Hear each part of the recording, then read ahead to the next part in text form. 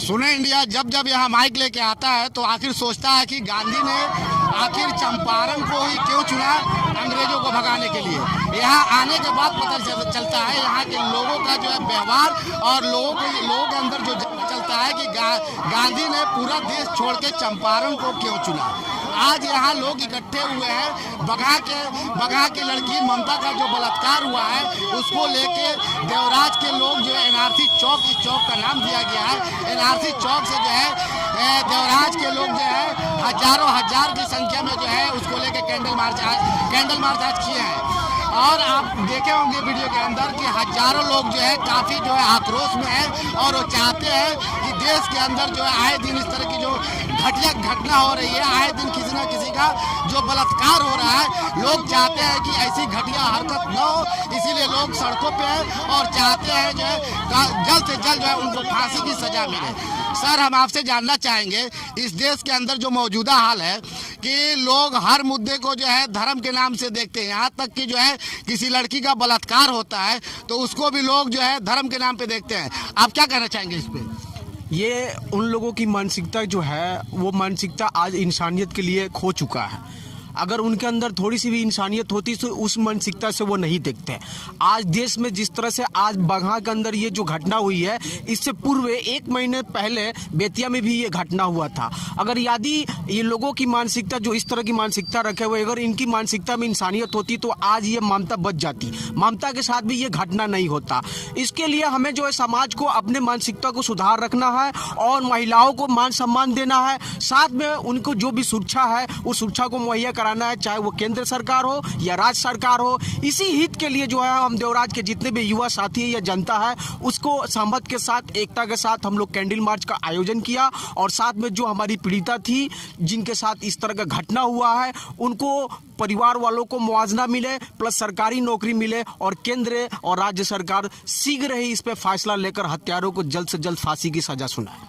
फिर से मैं आपको बता दूं ये वो जगह है, यहाँ से जो है एनआरसी का मुद्दा भी यहीं से उठा था। किसान आंदोलन में भी लोग जो है लाखों लोग जो है इकट्ठा हुए थे। सर, मैं आपसे एक चीज़ और जानना चाहूँगा, इसी देश के अंदर अगर आप इतिहास का पन्ना पलटिएगा तो यूपी के मंत्री आजम खान की अगर भैंस चोरी हो जाती है तो वहाँ का डीएम एसपी कलेक्टर निकल के जो है भैंस खोजने में लग जाता है। और मौजूदा देखिएगा अभी जो है अंबानी के घर के पास जो एक कार जो है जिसके अंदर बम रखा हुआ था उसको जो है 2 दिन के अंदर में पता लगा लिया गया और महाराष्ट्र सरकार को जो है उसके लिए जो है गिराने की जो है पूरी कोशिश की जा रही है। यानी बड़े आदमी को अगर कोई घटना होती है तो सरकार जो है तुरंत एक्टिव हो जाती है और जो है जल्द से जल्द जो है कातिल का या जो भी उस तरह का जो क्रिमिनल है उसका पता लगा लेती है। लेकिन जब किसी आम लड़की का बलात्कार होता है तो महीनों नहीं सालों साल लग जाते हैं उसको जो इंसाफ मिलने में। आप इस पे कुछ कहना चाहेंगे? सरकार आखिर कहाँ पीछे रह जाती है? मैं कहना चाहता हूँ कि आपने बहुत अच्छी बात की। साथ में मैं शाहनवाज हुसैन की भी बात करना चाहता हूँ जो बीजेपी के आज नेता हैं और हमारे बेतिया में जायसवाल जी भी है, उनके भतीजे के भी घर पे चोरी हुआ था, शाहनवाज हुसैन के भी घर पे चोरी हुआ। इससे ये देखने को मिल रही है जनता के जो मंत्रिमंडल है चाहे विधायक के नेता है उन पे शीघ्र ही कार्रवाई की जा रही है। आम जनता के हित में कोई काम नहीं किया जा रहा। आम जनता के साथ कोई भी दुख मुसीबत आ रहा है उस पर प्रशासन हो या नेतागण हो या सरकार हो, कोई भी इस पे जो है आवाज उठाने के लिए या उसके साथ जल्द से जल्द इंसाफ दिलाने के लिए कोई कोशिश किया नहीं जा रहा। ये जनता को जो है लुभाया जा रहा है, जनता को आपस में लड़वाया जा रहा है, जनता के साथ ये जो दुख मुसीबत को अंदर जो है ढकेला जा रहा है। अगर यदि सरकार की मानसिकता सही होती तो सभी जो जितने भी भारत के नागरिक सबके साथ एक जैसा इंसाफ होता। मैं पूछना चाहता हूं कि फिर शाहनवाज हुसैन चाहे मुकेश अंबानी हो चाहे आजम खान हो, इन लोगों के साथ शीघ्र ही क्यों फैसला हो जा रहा है, अन्य लोगों के साथ क्यों नहीं हो रहा? कहीं ना कहीं ये दोहरी नजर से देखा जा रहा है और सरकार की ये दोहरी चाल है कि अपने घरों में जब इस तरह का मामला हो रहा है तो उस पर जल्द से जल्द फैसला ले रहा है। अन्य व्यक्ति जो इस भारत के गरीब समुदाय से लोग हैं या कमजोर तबके के लोग हैं उनके साथ इस तरह का जो है ना इंसाफ किया जा रहा है। सर, मैं एक चीज़ आपसे भी जानना चाहूँगा कि अभी बंगाल के अंदर जो चुनाव हो रहा है और जो है वहाँ जो है बताया जा रहा है कि जो है बंगाल को जो है सोनार बंगला बना देंगे और यूपी का जो है मॉडल दिखाया जा रहा है और गुजरात का मॉडल दिखाया जा रहा है, जबकि यूपी के अंदर आए दिन जो है बलात्कार की घटना जो है बढ़ती जा रही है। उस पर आप कुछ कहना चाहेंगे? देखिए, मेरे कहने का मतलब ये है कि बंगाल में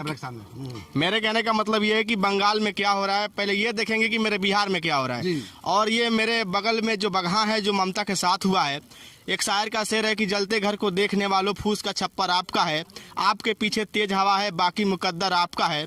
उसके कत्ल पर मैं भी चुप था, मेरा नंबर अब आया, मेरे कत्ल पर आप भी चुप हैं, अगला नंबर आपका है। तो मैं शायद उसको देख रहा हूँ कि आने वाला दिन कहीं और इससे शर्मनाक ना हो कि चूंकि मेरे जो नई नस्ल है वो खुली फिजा में सांस न ले सके। तो मैं सरकार से, राज्य सरकार हो या केंद्र की सरकार हो, मैं अभी भी उनसे उम्मीद लगाए हुए हूँ कि ममता के साथ जो हुआ, जो अपराधी हैं उनके साथ ठोस कदम सरकार उठाएगी, मुझे उम्मीद है। सर आप कुछ कहना चाहेंगे? जी बिल्कुल, हम कहना चाहेंगे कि जो देवराज की धरती है एनआरसी चौक, यहाँ पे कोई भी एनआरसी में किसान रैली हो या दिल्ली का कोई भी मुद्दा होता है या कोई गरीब बेटी के साथ कुछ भी होता है, उसके लिए एनआरसी चौक पूरा देवराज इकट्ठा होता है। लेकिन कहने का मतलब ये है कि किसी भी गरीब लड़की के साथ कोई भी मैटर होता है देवराज से उठता है। उसके साथ कम से कम केंद्र सरकार हो या राज्य सरकार हो, उसको ठोस कदम उठाना चाहिए। और जिनके साथ ये बलात्कार हुआ है वो हमारी बेटी और बहनें हैं। कम से कम आगे के लिए ऐसा कार्रवाई हो, फांसी हो कि ऐसे क्रिमिनल हरकत करने से कम बाज आए। सर आप कुछ कहना चाहेंगे?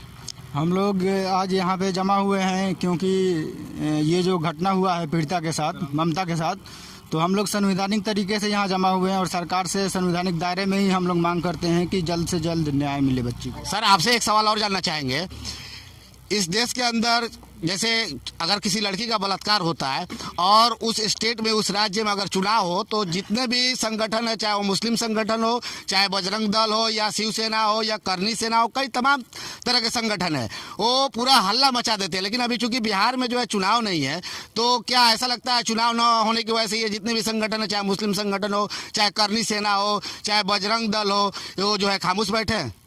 एक उदाहरण देना चाहता हूं। जब हमारे बिहार विधानसभा के चुनाव था तो मुजफ्फरपुर में एक ऐसे ही घटना हुआ था, शायद उसका नाम शाहनवाज, उस पीड़िता का नाम शाहनवाज था। उस पर जो है कि विनय दुबे जो महाराष्ट्र के हैं उन्होंने आवाज़ उठाया, तब जाकर बिहार की विधानसभा के अंदर या बिहार के विपक्ष और पक्ष के जितने भी पार्टी और नेता थे उन्होंने उस आवाज़ को बुलंद किया। लेकिन मैं पूछना चाहता हूँ, उस टाइम नीतीश कुमार थे, उस टाइम चुनाव लड़ रहे थे, आज चुनाव भी जीत गया है, उस टाइम चुनाव भी था, लेकिन उन्होंने क्या किया शाहनवाज हुसैन के साथ? क्या इंसाफ दिए? उसके परिवार वालों को क्या मिला? कहीं ना कहीं जब चुनावी मामला आता है तो उस पर जो है कि वो लोग जातिवादी वोट बैंक के लिए वो अपना राजनीति सेकते हैं।